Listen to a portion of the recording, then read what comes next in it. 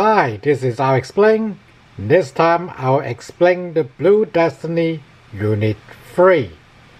Blue Destiny Unit 3, model number RX-79BD-3, started as a spare part donor for Blue Destiny Unit 2.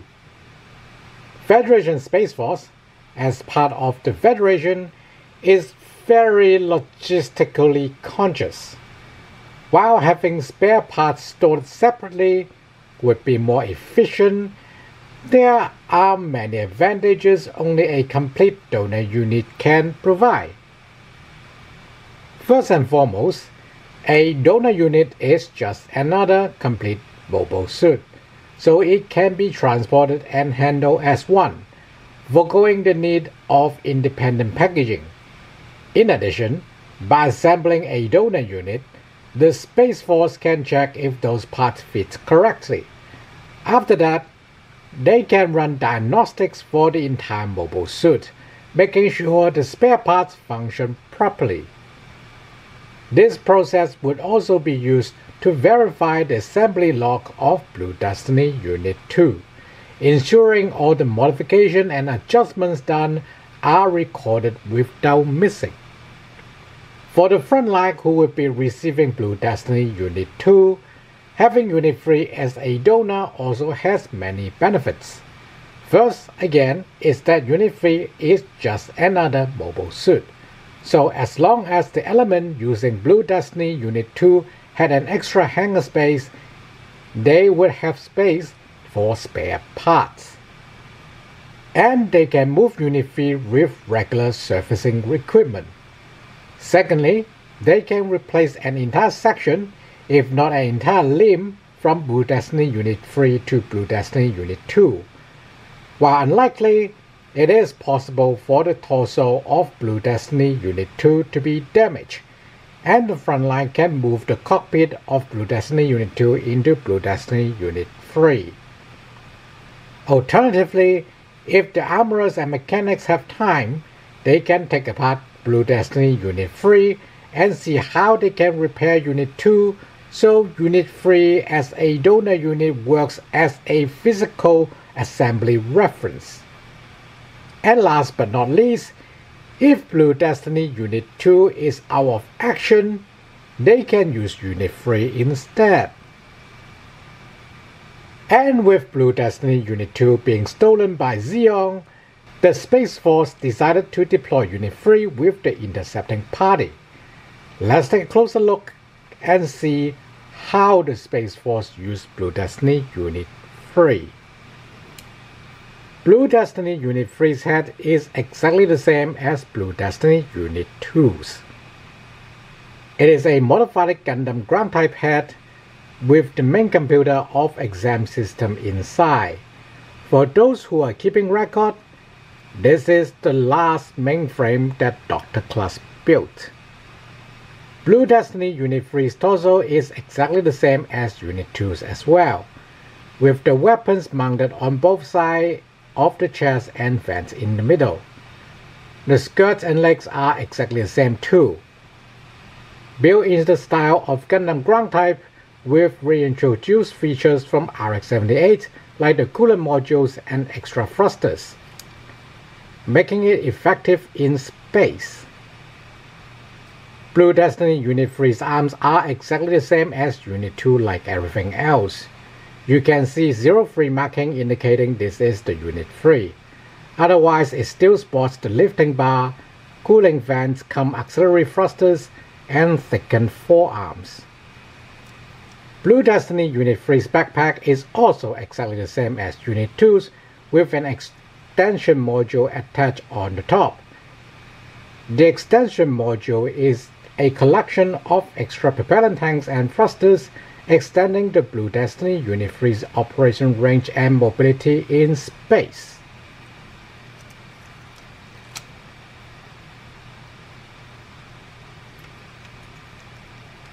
Blue Destiny Unit 3's arsenal, or at least what would be considered the standard loadout, are as follows: a pair of 16mm Vulcans on the head, another pair on the chest with a pair of missile launchers, a 100mm machine gun, a beam rifle, and a shield. The Falcons are Federation standard just like Unit 1 and Unit 2. And the missile launchers are loaded with optical guided tow missiles with magazines in the backpack just like Unit 1. The 100mm machine gun, just like Unit 2, was kept for its well-proven record with the Gundam and GM ground types.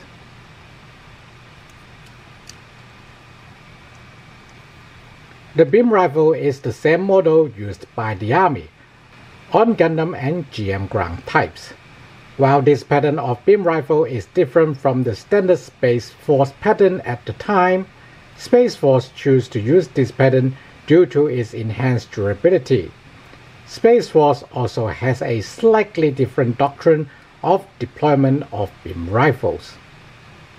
While the Army sees the beam rifle as a marksman's weapon, the Space Force sees the beam rifle as a standard medium-range weapon. Sure, mobile suits are close-range combat machines. They have been proven to be capable of mid-range to long-range firefight, especially in space, and more so with many Gundams Federation had deployed.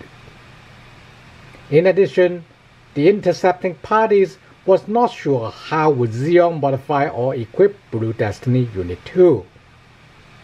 So by giving Unit 3 a beam rifle, in hope to even out the odds. Blue Destiny Unit 3 shield is a standard Federation coffin type. The intercepting party chose the shield over the GM command type for its extra durability, and the ground type one for extra coverage.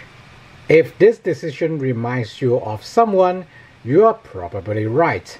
The intercepting party included the Marmot Team, and they are responsible for using Blue Destiny Unit 3. It is not a big surprise for them to choose the coffin type shield, given that's how they use the GM command type. While they did use the Blue Destiny Unit 1 with the ground type shield, the ground type shield was developed to be used in the relatively dense and complex terrain of Earth. In space, while there are plenty of terrain, they are very sparse and separated by near vacuum.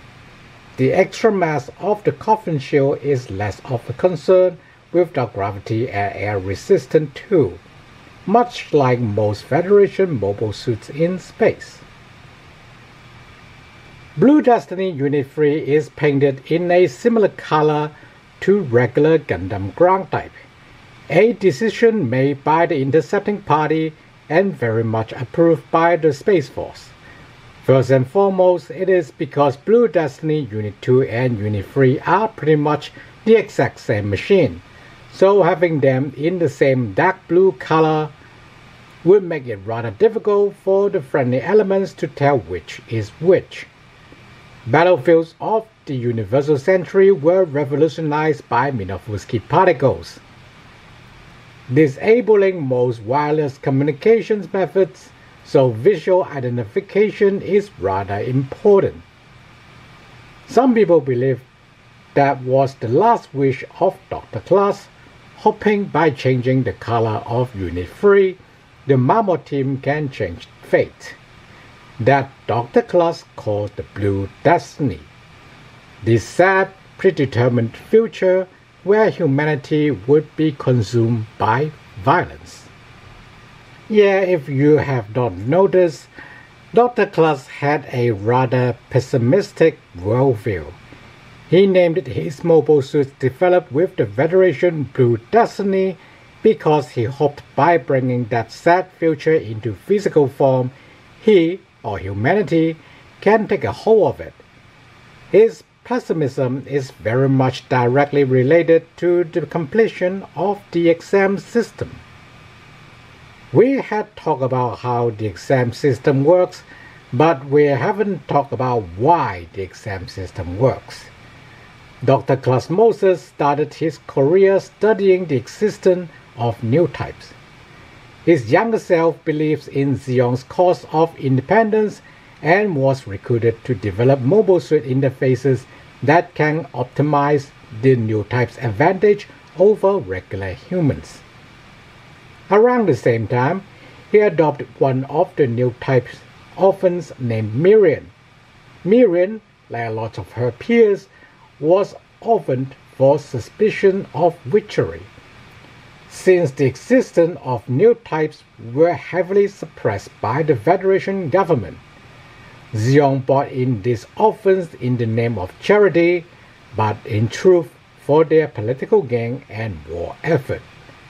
Dr. Chlust, while did adopt Miriam out of his goodness, also wanted some extra time to observe her as a subject of study. Dr. Chlust Moses knew the good Miriam would not hurt him when zombies called for a purge of the regular humans, but he did fear for her future if she sheltered him. So Dr. Chlust shifted his research into creating a system that would allow regular human pilots to fight like new types in mobile suits. His idea was pretty straightforward.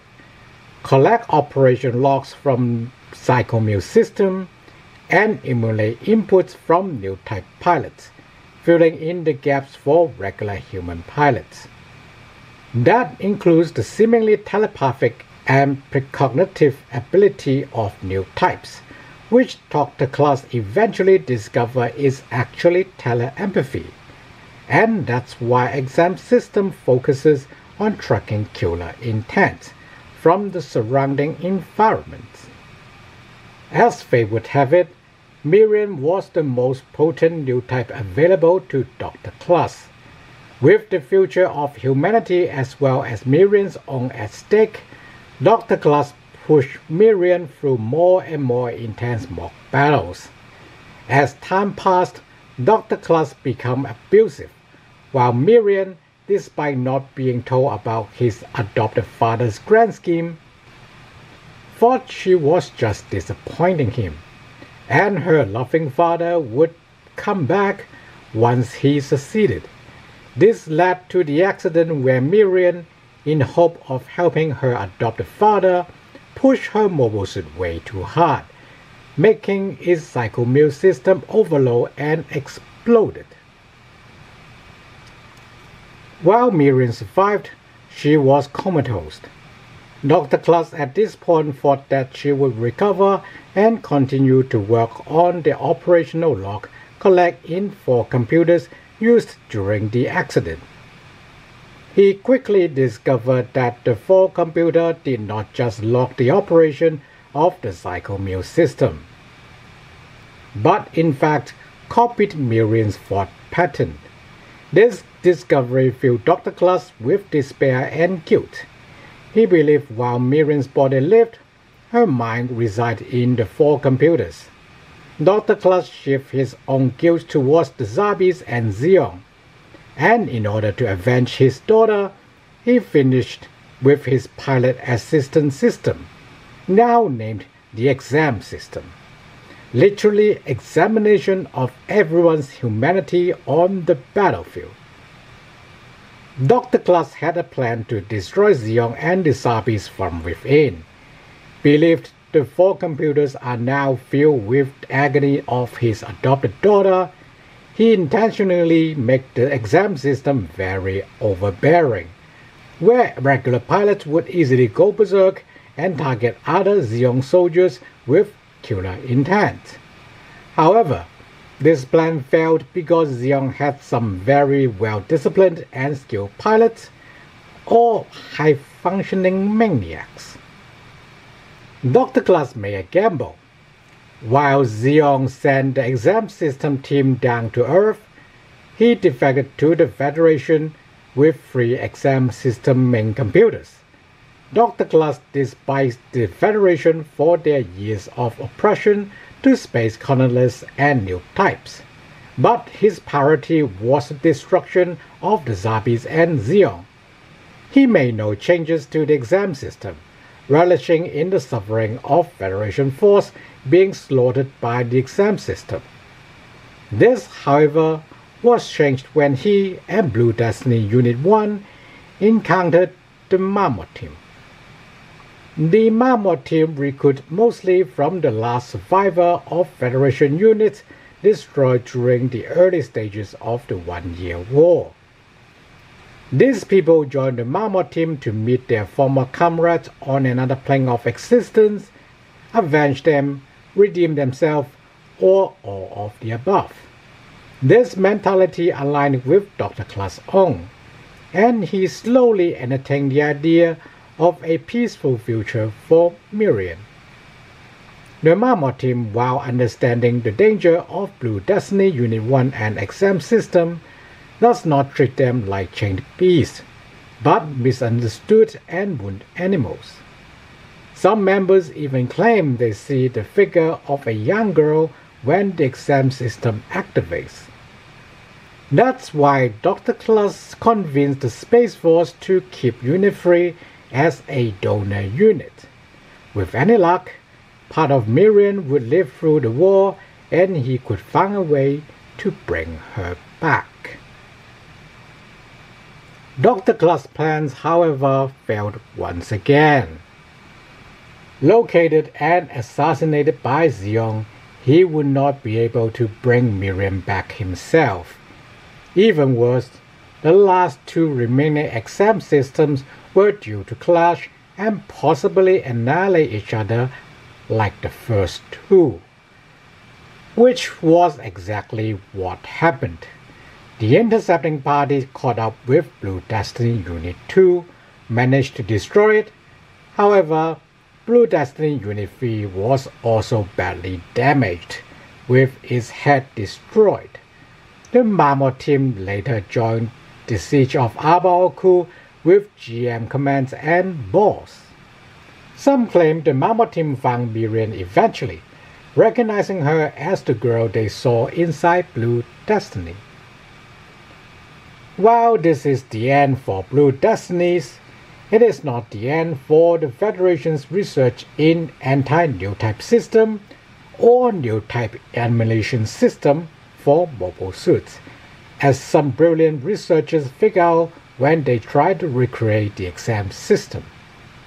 Following their forerunner, mobile suits with this system often have some shade of blue, hence the term Azure Dynasty being dubbed by historians digging through the Federation's hidden secrets.